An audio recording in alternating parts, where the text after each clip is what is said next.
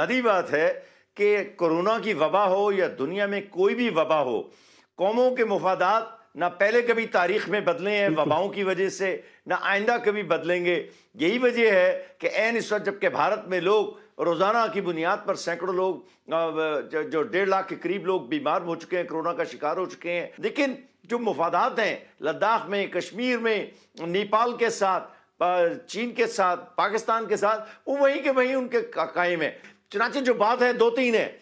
چین کے ساتھ جہاں تک معاملات کا تعلق ہے، روایتی قوت کے ساتھ چین آپ کھڑا ہوا ہے۔ ہندوستان کے جو اخبارات ہیں انہوں نے یہ تسلیم کیا ہوا ہے، میں ابھی اس تفصیل سے پڑھ کے ہٹاؤں، کہ ابھی تک چین کسی ایسی جگہ پر نہیں پہنچا ہے جسے بھارت جو ہے بجا طور پر کوئی عسکری مداخلت کہہ سکے۔ لیکن چینیوں نے ایک کام ضرور کیا ہے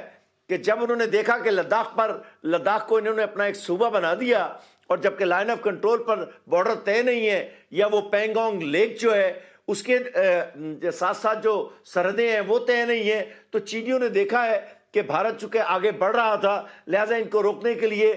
کوئی نہ کوئی کارروائی کرنی تھی۔ میں ذرا 2 باتیں جلدی سے کر دیتا ہوں۔ شاہ محمود قریشی پاکستان کے وزیر خارجہ ضرور ہیں، لیکن اتنا کمزور وزیر خارجہ پاکستان کی تاریخ میں کبھی نہیں آیا۔ وہ اسلاموفوبیا کی بات شروع کر دیتے ہیں، بات تو کشمیر کے پاکستان کے ہاتھ سے نکل جانے کی ہے۔ یہ اسلاموفوبیا کا مسئلہ حل نہیں ہو سکتا، لیکن کشمیر کا مسئلہ حل ہو سکتا ہے اگر پاکستان ایک جارحانہ پالیسی اختیار کرے۔ اور ایک بات اور بھی کہنا چاہتا ہوں، کشمیر کے مسئلے پر ایٹمی جنگ نہیں ہوگی، آپ کو یہ مسئلہ روایتی تصادم کے ذریعے ہی، روایتی سفارتکاری یا روایتی تصادم کے ذریعے ہی حل کرنا ہوگا۔ آپ دیکھیں فیضا صاحب، اس میں تو ہم دیکھ رہے ہیں کہ مسلسل ناکامی نظر آ رہی ہے۔ وزیر اعظم پاکستان نے خود جو ہے وہ اپنے آپ کو کشمیر کا سفیر کے طور پر پیش کیا، لیکن کوئی سفارتکاری میں کوئی خاص پیش رفت ہم نہیں دیکھ سکے۔ آپ بالکل درست کہہ رہے ہیں۔ دیکھیں عمران خان تو اس کو یقین تھا، اور میں عمران خان کی بیشتر پالیسیوں کا حامی ہوں، لیکن کشمیر پر ظلم یہ ہوا ہے کہ عمران خان کا یہ خیال تھا کہ وہ آئے گا اور اس کو ہندوستان میں جناب خیر مقدم کہا جائے گا اور مودی اس کا استقبال کرے گا، لیکن مودی اپنے مفادات کا اسے کیا کہتے ہیں محافظ تھا۔ چنانچہ یہ جو مایوسی عمران خان کو ہوئی ہے کہ وہ ایک دہشت گرد تنظیم ہے یا RSS کا فلسفہ لے کر چل رہی ہے، یہ بات تو سب کو پہلے بھی پتا تھی۔ افسوس یہ ہے کہ پاکستان کشمیر پر بھارت کے قبضے کے بعد کوئی کارروائی نہیں کر رہا ہے، اور جتنے لوگ مشورہ دینے والے ہیں وہ یہ کہتے ہیں دیکھیں نا کشمیر کے مسئلے پر جنگ تو نہیں ہو سکتی، اور وہ ہمارے پچھلے جو ISPR کے غفور صاحب تھے وہ کہتے تھے دو ایٹمی قوتوں کے درمیان جنگ کیسے ہو سکتی؟ ایٹمی قوتوں کے درمیان روایتی تصادم ہوتے رہے ہیں، آئندہ بھی ہوں گے، اور آپ کو معلوم ہے کل تک چین اور روس کے درمیان سرحدی جھڑپیں، بڑی خونی جھڑپیں ہوتی رہی ہیں۔ یہی حال اب بھی ہے۔ یہ علاقے اگر کسی حل کے نزدیک پہنچیں گے تو عسکری دباؤ کے نزدیک کے ذریعے پہنچیں گے، کہ دنیا کے اندر کبھی بھی کسی بڑے مسئلے پر، چاہے وہ ویتنام ہو، کوریا ہو، سائپرس ہو، میں ٹھوس بات کر رہا ہوں، کسی بھی بڑے مسئلے پر، آج کل لیبیا، شام اور دوسرے ہیں، اس وقت تک دنیا کی توجہ آپ کے مسائل پر نہیں مبذول ہوگی جب تک آپ دوسری مخالف قوت پر، جو موجودہ کشمیر کی صورتحال میں ہندوستان ہے، اس پر اپنا عسکری دباؤ اور روایتی دباؤ پیدا کرنے میں کامیاب نہیں ہوں گے۔ مثلا بہت بری اسٹریٹجی تھی جنرل مشرف کی، لیکن اگر وہی اسٹریٹجی کوئی کامیاب ہوتی اور ہم اس جگہ کو خالی کرنے سے انکار کر دیتے، ان پیکس کو، اور نقصان اٹھانے کے لیے بھی تیار ہو جاتے، موت نہیں آ جاتی ہے، قومیں نقصان اٹھاتی ہیں، آپ عسکری نقصان سے ڈر کے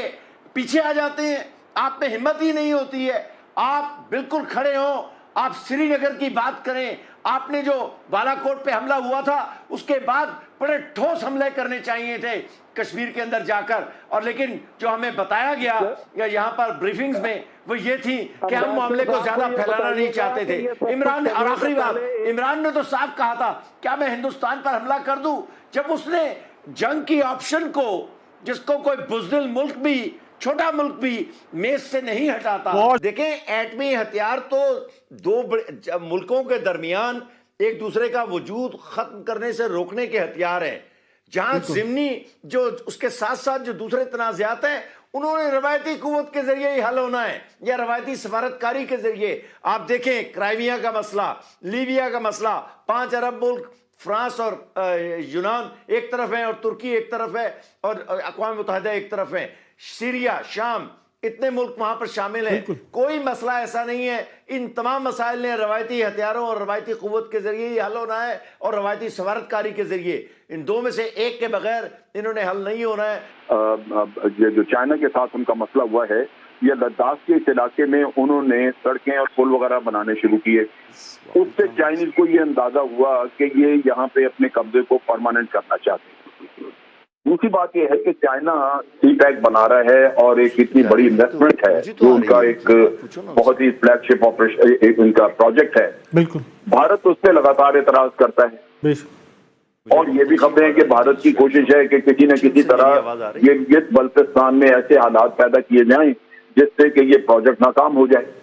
تو ان حالات میں یہ ضروری تھا کہ چائنا اس ایریے کو پروٹیکشن دینے کے لیے وہ متنازع علاقے میں کچھ آگے آئے تاکہ وہ یا تو بات چیت سے انڈیا تنازع حل کرے. اگر بات چیت سے نہیں کرتا تو پھر کم از کم سیکیورٹی جو چائنا کو چاہیے اپنے سی پیک کے لیے وہ مہیا کی جائے. لہذا یہ جو کچھ ہوا ہے یہ چائنا نے ایک سوچی سمجھی پلان کے تحت دیا ہے، ایسے نہیں ہے.